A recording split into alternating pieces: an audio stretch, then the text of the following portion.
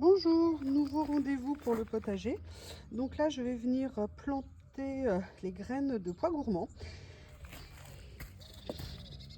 Vendredi matin, j'ai planté les haricots. Donc c'est des haricots à rame. Donc j'ai bien accroché mon filet ici pour qu'il tienne. Ah, bah, le seul qui ne tenait pas évidemment, je vais venir le refixer. Pardon. Je vais diminuer l'image. Je coupe, je reviens. Je disais, j'avais fixé comment on appelle ça, mon filet, mais je vois que ça n'a pas tenu, donc je vais aller rechercher des serflex pour refixer. Je vais refaire la même chose ici. Donc vous voyez, j'avais protégé avec les bouteilles, entre guillemets, mes plants de concombre pendant presque une semaine. Ça a bien permis qu'ils se développent. Là, ils ont bien poussé. Ils n'ont pas été pour l'instant dévorés, donc je suis très contente. Par contre, vous voyez qu'au niveau des salades, non, je les laisse protéger un max de temps. Jusqu'à ce qu'elle supporte. Et puis en plus, comme il pleut beaucoup, il y a beaucoup de nuisibles. Donc là, ce que je vais faire, c'est que je vais venir creuser un sillon là où je veux planter, entre guillemets, mes pois gourmands. Mes graines sont là. Pardon, je les ai donc fait tremper un petit moment pour favoriser en fait le développement au début, pour pas qu'elles soient plantées trop sèches. Et puis je vais venir donc mettre un petit lit de terreau là où je vais les planter et recouvrir légèrement de terreau mais pas trop, et venir, comme on appelle ça, réarroser. Mais enfin il fait en même temps très humide, mais comme la terre n'est pas complètement sèche, je vais venir arroser. Là je vois que mes haricots, il y en a certains qui ont commencé à se découvrir, on les voit blancs. Là, je vais venir à nouveau les recouvrir d'un petit peu de terreau pour qu'ils soient protégés. Et voilà, prochaine étape. À bientôt. Vous pouvez voir, j'ai deux assistants avec moi qui n'en loupent pas une. Ils jouent tous les deux. Oups, excusez-moi, il y a le filet. Voilà, les deux sont là, regardez. Lily et Théo. Ils adorent. Donc là, vous voyez, j'ai planté mes petites graines qui sont là. Alors, il y en a certains qui ont tenté de fuir, hein, comme vous le pouvez le voir. Donc je vais venir rectifier de façon à pouvoir les situer, et après je vais venir recouvrir de ce que j'ai soulevé pour mettre autour. Excusez-moi.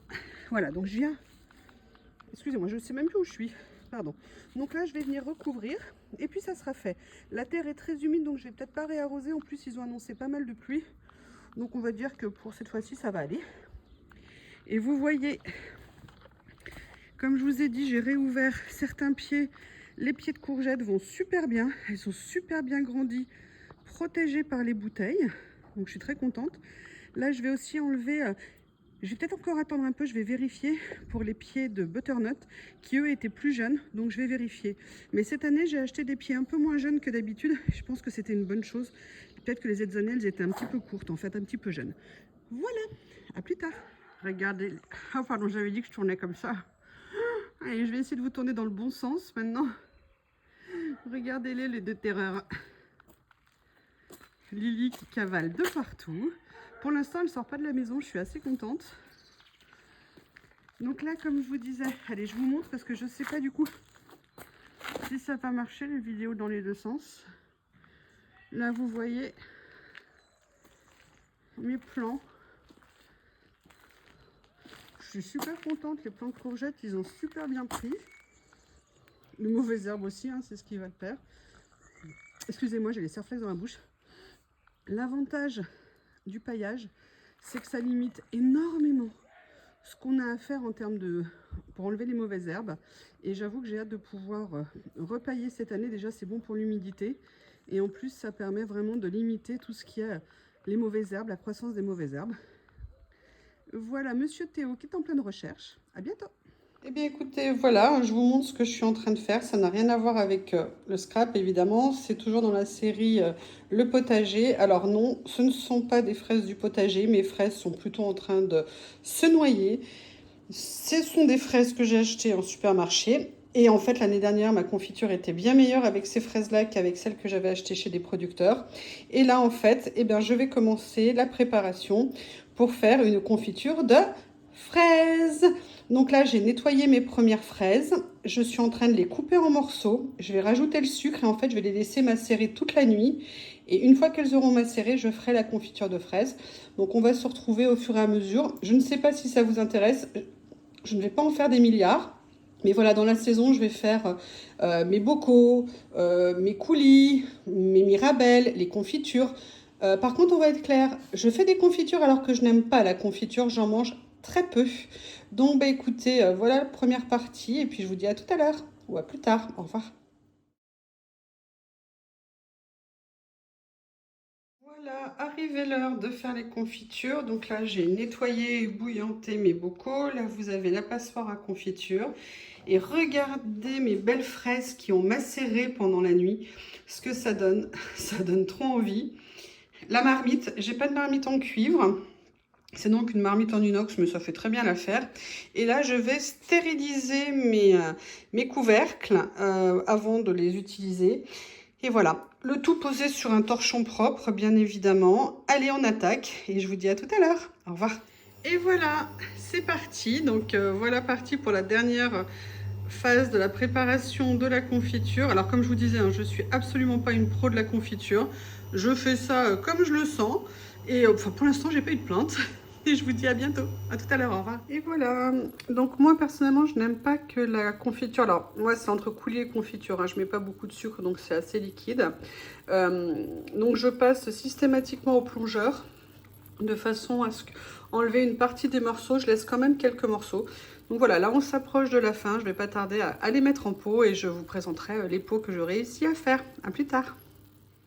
Et voilà, j'ai fini, j'ai mis en bocaux. Et regardez ce qui me reste un petit peu là, c'est en train de refroidir, un petit coulis pour des yaourts des prochains jours. Bon, ça me fait donc 6 petits pots. Je suis contente, j'ai pas besoin de beaucoup plus, ça me permettra de faire quelques cadeaux. Et en plus, moi j'avoue, je suis fan de confiture de fruits rouges, donc bah écoutez, c'est parfait. À bientôt. Allez, je profite du matin pour vous montrer la surprise que je viens d'avoir, mais j'ai trop hâte. Regardez ce qui est en train. Spéciale dédicace pour une personne qui vient de faire une vidéo exclusivement sur un haul Chine là-dessus. Les fraises qui commencent à mûrir, mais je vois que la fraise a déjà été bien dévorée. Je pense par ces charmantes limaces. Mais bon, je vois qu'elles commencent à arriver de plus en plus nombreuses. Elles grossissent. Vous voyez, elles sont là. Je suis super contente. J'espère que les limaces m'en laisseront quand même, et les escargots quelques-unes. Je vous ferai tout à l'heure un petit tour du potager pour vous montrer l'évolution. Donc vous voyez, j'ai enlevé déjà tout ce qui était protection. Pour l'instant, elles ont l'air d'aller bien. Elles n'ont pas été dévorées apparemment. Par contre, je crois que c'est plus le basilic qui lui s'est fait faire la peau. Je vous montrerai tout ça dans une vidéo tout à l'heure. Mais je profitais du matin pour vous montrer ça. Regardez qui est par là. Est-ce que vous allez la voir? Lily, où es-tu? Oui. Ce matin, ça fait quelque temps que je vois Lily rentrer mouillée. Et ce matin, je me baladais et j'entends un splouf. Et après, je vois Lily courir et revenir. Et en fait, voilà, un petit détail chez moi. J'ai une petite mare chez moi. Et regardez.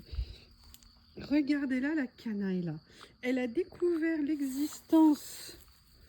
Excusez-moi, je ne sais pas si vous allez la voir. Est-ce que vous la voyez? Je ne sais pas du tout, parce que je vois très mal. Voilà, elle est là. Et en fait, elle a découvert l'existence des grenouilles. Et donc, mademoiselle Lilounette a décidé de se mettre à la chasse à la grenouille. Qu'est-ce que tu veux là? Qu'est-ce que tu veux, fripouille? Voilà, donc si vous voulez... C'est vrai que j'ai beaucoup de grenouilles, c'est la saison. Hein. Donc voilà, là c'est en train de sortir de l'hiver. Par contre, je suis très inquiète pour mon nénuphar, je ne sais pas ce qu'il a. J'ai un nénuphar qui était juste magnifique et là je sais pas. Par contre, je suis contente, je viens de revoir mes carpes. J'ai 2-3 carpes koi, enfin non, il y en avait 4. Avec la canicule de l'été dernier, j'en ai perdu. Regardez-la, regardez-la, à l'affût. Regardez-la la chasseuse. Un fripouille. Voilà. Donc bah voilà, vous connaissez. Donc voilà, donc je suis inquiète pour mes nénuphars parce qu'ils étaient vraiment magnifiques. Là, je sais pas ce qu'ils ont. Est-ce qu'ils ont le gel tardif? Est-ce qu'il y a eu trop de gel cet hiver? Je sais pas du tout, je comprends pas. Alors que les roseaux, tout va bien autour. Je sais pas, regardez-la, regardez-la, regardez-la. Et en fait, maintenant, je comprends pourquoi elle rentrait parfois mouillée de la maison, à la maison, pardon. Je pense qu'il y a plusieurs fois, Elle a fait des pêches, des chasses très rapprochées de la mare. Alors Théo, qui a peur de l'eau, quand je veux le baigner, c'est une horreur. Quand il a découvert la boutasse, la mare, et il passait son temps dedans l'été il y a 2 ans. Donc j'ai mis ça pour éviter qu'il se noie, un grillage pour pas qu'il puisse le franchir. Donc là il est comme un dingue que Lily, elle a le droit d'y aller. Voilà. Elle est là, regardez.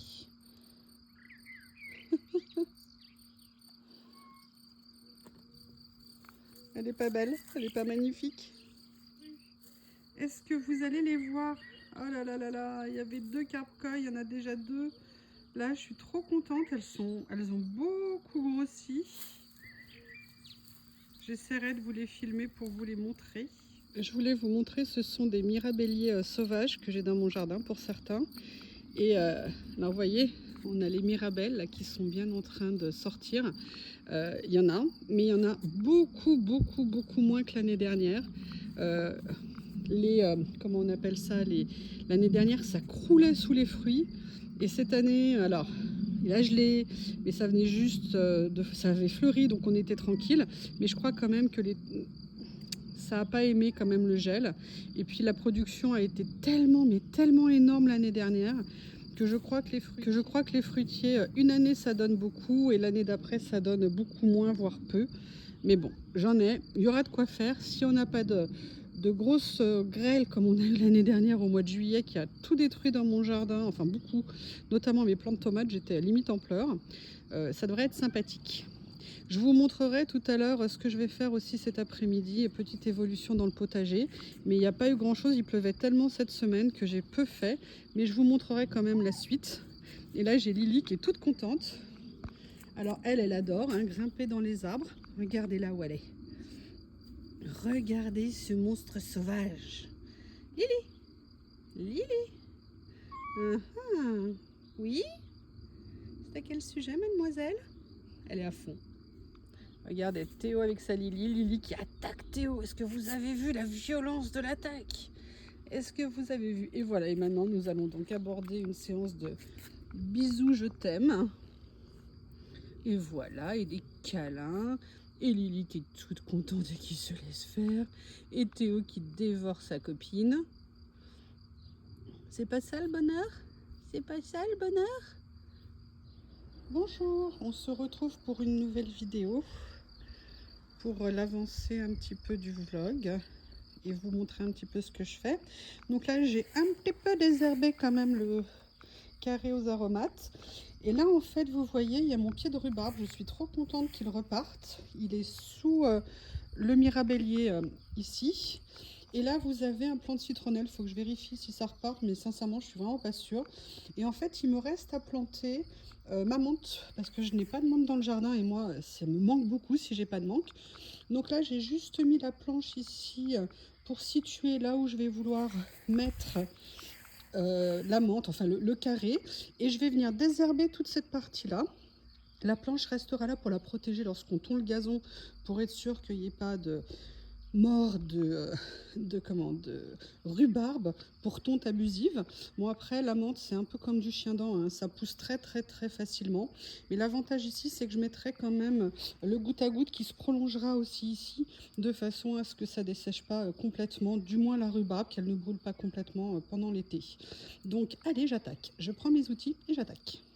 Je suis super inquiète pour mes plants de tomates parce que Lily chasse les lézards sur le mur. Et je crois qu'elle n'en a strictement rien à faire des lézards à ce moment-là. Regardez-la. Regardez-la.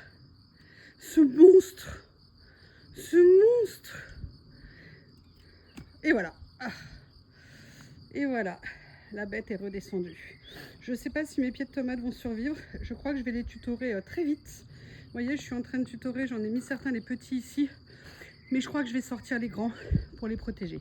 Donc, je vous parlais de mon coin menthe et rhubarbe. Donc voilà, j'ai planté en sachant que la menthe va se répartir, la rhubarbe va beaucoup grossir. Donc, mais en tout cas, voilà, je voulais que ça soit situé à cet endroit-là. Allez, on va faire un petit tour pour voir un petit peu l'évolution. Donc, comme je vous ai dit, j'ai désherbé ici. Ah oui, je précise, quand j'ai commencé, j'ai eu 2 spectateurs qui sont venus immédiatement. Un shih tzu et une Lily. Donc, je risquais pas de m'ennuyer. Pardon, je retourne la caméra. Donc vous voyez ici, j'ai commencé à désherber mon coin potager, herbe aromatique. Et là, vous voyez que les plants commencent à grandir. Mes salades sont toujours sous cloche pour les protéger parce qu'avec tout ce qu'il a plu, les limaces auraient pu être méga super nombreuses. Donc vous voyez, les tomates sont là. Il faut que je les attache. Mais il va falloir aussi, et j'ai commencé à le faire sur certaines, comment on appelle ça, enlever les gourmands. Alors vous voyez ce que je pensais, le basilic a été vraiment victime des limaces. Et là, le plant de tomate aussi s'est bien fait ratiboiser. D'ailleurs, les plants de tomates qui ont des feuilles qui étaient un peu trop basses, que je n'avais pas coupées, ce que je vais donc faire maintenant, se sont bien fait attaquer. Mais bon, elles sont toujours là, elles ont l'air d'aller. Je vais bien surveiller ça, je vais venir couper tout ce qui est trop bas. D'habitude, je ne coupe pas les tiges basses. Vous voyez là, par exemple, il y a un gourmand. Donc, je vais l'enlever. Et je vais enlever tout de suite ce qui est bas pour éviter que les limaces continuent de venir les manger. Alors, moi, je pince au doigt. Ah, excusez-moi, avec le doigt devant, vous voyez rien. Donc, voilà, je suis venue enlever ce qui dépassait. Là, je vais venir faire... Ici, pour celui-ci, il s'est fait attaquer aussi un petit peu. Je vais attendre de voir parce que pour l'instant, il est bien vigoureux. Par contre, vous voyez, j'ai un gourmand qui est ici. Est-ce que vous le voyez? Le gourmand, c'est quoi? Vous avez la tige, la feuille, et vous avez ici une tige qui se met en place. Vous l'enlevez, sinon ça divise votre pied et ça l'affaiblit. Donc en fait, quand vous avez des plants de tomates, vous passez votre temps à chasser le gourmand. Donc là, vous voyez, vous faites à toutes les intersections de bien les enlever pour que votre plant reste vigoureux. Il y a quand même eu des attaques de limaces assez importantes. Allez, maintenant on passe de l'autre côté. Donc, le concombre, ici c'est fait aussi attaquer. Mais bon, pour l'instant il a résisté. Donc je suis assez contente parce que ça fait plusieurs années que j'arrive pas à avoir de concombre. J'ai planté mon rang ici, de pois gourmands. Un rang ici d'haricots. Bon, bah ça prend du temps, et 15 jours à peu près pour que ça germe. Là, par contre, vous voyez, en pleine terre, ici, on voit que... Excusez-moi, j'arrête pas de tourner le téléphone. On voit que, par contre, les plants de tomates n'ont pas été trop attaqués. Et on voit même ici, sur ce plan, les premières fleurs. Alors, je ne sais absolument pas ce que je vois avec le soleil. Vous avez les premières fleurs de tomates. Je suis trop contente. Et là, on voit, c'était ma grande crainte, que mes plants de butternut et de courgettes aient été complètement mangés. Mais écoutez, je suis très contente de voir que ça n'est pas le cas. Les courgettes sont impeccables. Vous avez vu, elles étaient sous cloche, enfin sous bouteille. Et là, regardez, je les ai délivrées vendredi. Elles vont super bien, elles ont beaucoup grandi. Les plants qui étaient tout petits de butternut ont beaucoup grandi en étant une semaine sous cloche et préservés. Les courges musquées de Provence vont super bien. Voilà, il y a juste vraiment quelques plants de tomates ici qui ont bien été attaqués.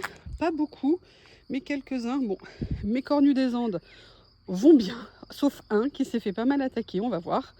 Mais écoutez, pour l'instant, je dirais que c'est plutôt pas mal. Les grappes ont été attaquées, donc j'espère qu'elles vont bien survivre parce que j'adore les tomates grappes. C'est très productif en plus, donc, et des tomates de taille moyenne, ce que j'aime beaucoup. Tiens, regardez qui est là, le monstre. Le monstre de Chatoun. Et avec un shih tzu. De toute façon, quand il y a un, il y a l'autre, hein, généralement.